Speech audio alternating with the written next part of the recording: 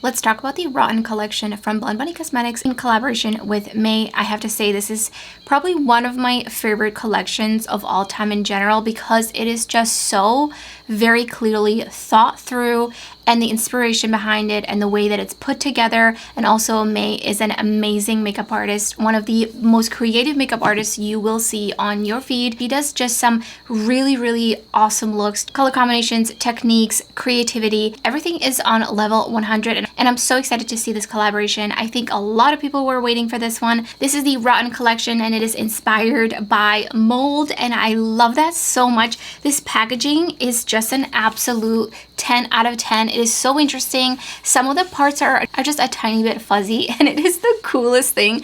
Also, can we talk about how beautiful this mold looks on this eyeshadow palette? I never thought that would ever come out of my mouth in that sentence and when it's pertaining to an eyeshadow palette, but here we are and I absolutely love it. This is a photo. I believe Blend Bunny did tag the photographer that photographed this, and I believe that their specialty is actually mold. So how amazing to find someone that really just helps to make the theme come to life. So there is this palette and then a smaller palette, but this one is the all matte color story. And I'm going to put up on the screen the color inspiration picture that May and Blend Bunny posted from the different colors of mold, which I didn't even know there were so many colors of mold. So it's pretty cool. I had no idea there was like a really light blue one, light green, bright orange mold, pink mold. I mean, I'm pretty impressed with all the colors. So there's some brighter colors, but also some grungy tones in here. And I'm going to show you right now, actually up on the screen, since the pans are magnetic, I did do a rearrangement of the pans based on kind of colors, if they were going from a light to dark in the usual Blend Bunny way, just so that you can see all the colors in color groups. I do think that it helps a lot. That being said, I think this way it makes me think of more unconventional color stories,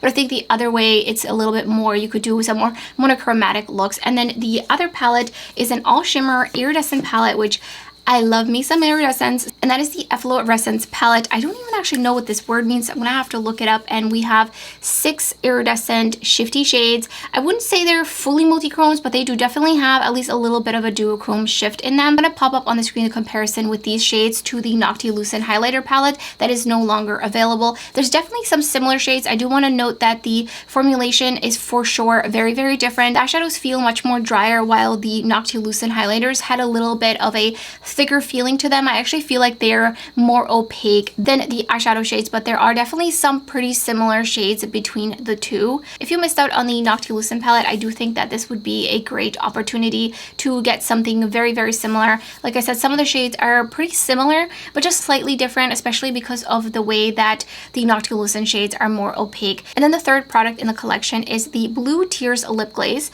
and this is like a blue, teal, purple duochrome sparkly lip glaze. It has a little bit more of a thicker formulation to it, but it is very sheer. And I paired it with the Villain lip pencil from Unearthly Cosmetics just on the outer corners. It feels very comfortable and definitely like a formula that's going to really kind of stick on your lips and wear really gracefully and take a little bit more time to wear because it has a thicker texture. So let's talk about the collection and all the pricing. So this collection has already launched and I did receive it in PR. You can use May's code to save on the collection. The Rotten palette retails for $42, the Efflorescence palette retails for $32, and the lip glaze is $15. So let's get into how I created these two looks with these products, and I'll give you some of my thoughts at the end of the video. First two shades are Loom and Floret. And this one is a bright blue, and this one's purple. Loom shifts to a purple, and Floret shifts to a pale yellow. And they're both very smooth, and they do have a drier feel to them. They're not squishy at all. None of the shades are in the palette. Next two shades are Bloom and Wax. We've got a pinky purple. I feel like it's reading a little bit more purple in my camera viewfinder, but in person it's very bright pink. And then Wax is a bright gold. And Bloom shifts to a peach, all the way to a little bit more of an orangey gold. While I don't really see a shift in Wax, I do see a little bit of like a taupey base in that one on a harsh angle. And the last two shades are Lichen and Ripe. And Lichen has some multicolored flecks throughout it. It's definitely a very dimensional shade. It's bright green straight on. And Ripe has some flecks throughout it as well. It's like a different tone from Loom. It's more of an aqua tone blue. In Lichen, I see blue and gold flecks throughout it. And in Ripe, I see a little bit of green flecks with some blue as well. And there is a purple shift in Ripe. And then here's a close-up so you can see the multicolor flecks. For a change, I primed with the Color Fix Nude in the shade Nude 1. I wanted a completely clean base to really able to let these shades shine.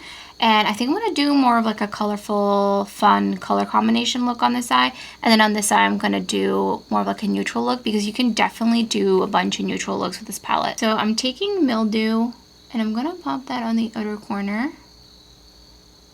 And I'm kind of putting it up on an angle.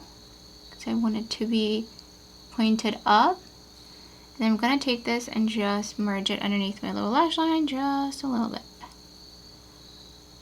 And then I'm going to take a clean fluffy brush with nothing on it and just go over the edges and really just smudge it out. I'm going to take actually a little bit of Spoil. I'm just going to press it kind of on the outer edges. And then again, just blend this up and out. I'm gonna go back in with the other brush. And then just keep blending and blending. I mean, look at that blend. Oh my gosh, that was super quick and easy. I do want to go in with Spora, so I kind of want to put it down actually first. And then from that, I will kind of get an idea of what I want to do for the rest of the look. So I'm going to bring it in to my crease. And I'm going to make sure that they're not blending together. They're like sitting nicely next to each other. They're blended, but they're blended next to each other. And then I think I'm going to go in with a little bit of acromonium on the edge of that. I feel like that's really fun. Color combo. I'm going to go back in here with a little bit of Spoil. I'm just ever so lightly pressing it down there. And then I really want to go in with the shade Asper, like right underneath my lower lash line right here. Just really kind of like highlight down here with it. I feel like it's almost my skin tone. It's like a bright banana. And I'm just going to go back in with this pointed brush and just make sure that there's no harsh edge out here. So on the lid, I'm going to go in with Stain. And I'm going to kind of, again, just let these touch each other, but they're not blending into each other. And then I'm bringing that on the inner lid. And again, they're just touching each other, but I'm going to be putting down a shimmer, so it's just going to bring it all together. So these shimmers are drier. So if you wanted a more ethereal wash of color, then you could definitely use them dry, especially if you don't have hooded oily lids.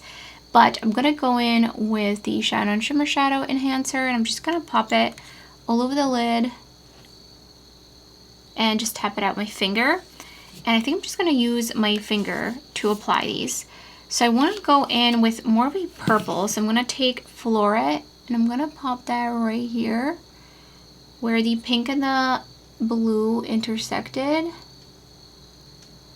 And then on the inner part, I'm going in with Bloom. And it's still pretty twinkly and really beautiful, but this will just be a little bit more opaque and a little bit more of like a smooth metallic versus like a scattered sparkle. So pretty. And then I think I'm going to take Wax as the inner corner highlight to kind of nod back to my yellow lower lash line. I feel like this is one of the most colorful looks I've done in a while, and I really like how it came out, but I do feel like I want to just kind of do something a little bit there, just kind of work that part a little bit more, which is purely because I just kind of mixed together two shades that otherwise didn't go. I feel like actually that was great. So I'm taking just a little bit of acromonium and just going over that edge there, and I feel like that actually blended it together really nicely and pulled it together. Here's the first finished look.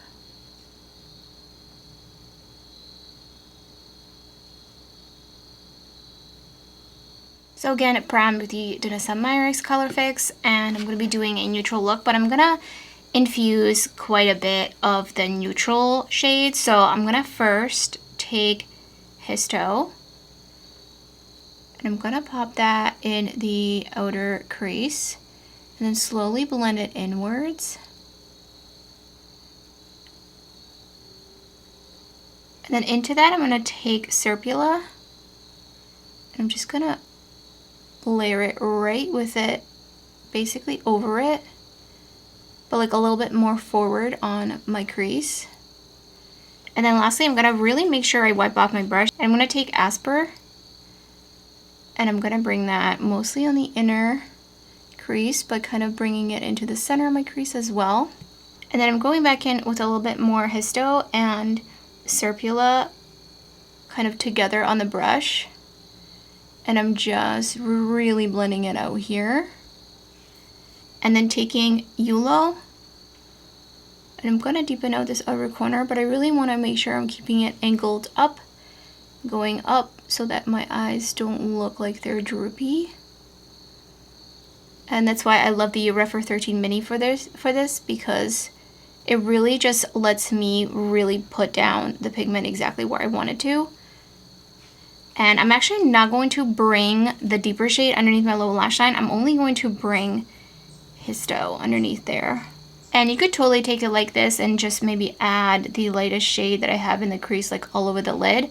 But I'm actually gonna go in with a shimmer. So I'm taking a little bit of the Shine On Shimmer Shadow Enhancer, and again, tapping it out. And I'm taking Lichen. I'm just gonna use my pinky, and I'm just stamping it down all on the inner crease, center of my lid, inner lid, center of my lid, and kind of tapping it up a little bit. And then just kind of smudging the edge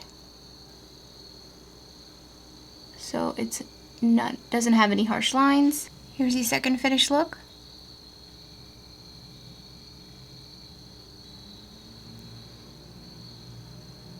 I have to say it one more time, huge congratulations on this amazing collection. It is truly such an artistic collection. I feel like I own something that should be in a museum, basically, because it is just so well thought out. So let's talk about each of the products. This is my second time wearing a lip glaze, and I really love the feel of it on the lips. It's very comfortable on the lips. It takes a little bit to wear away, which I do really enjoy. I think for my personal preferences, I do feel like I need to pair this with a lip liner that's darker on the edges, or maybe layer this over a lipstick. I'm not really the biggest fan of any type of darker sheer shades over my lips personally on me. It's just not something I gravitate toward, even if it's not like a multi-chrome, if it's like a black sparkly lip gloss that has just a little bit of sheerness to it, but it's not fully opaque. You like this kind of look on your lips, then you're definitely going to enjoy this one. I think the quality is for sure there. So moving on to the Rotten palette, I feel like this palette really inspires me to do unconventional color combinations, just like this eye look. I really love how it all came together,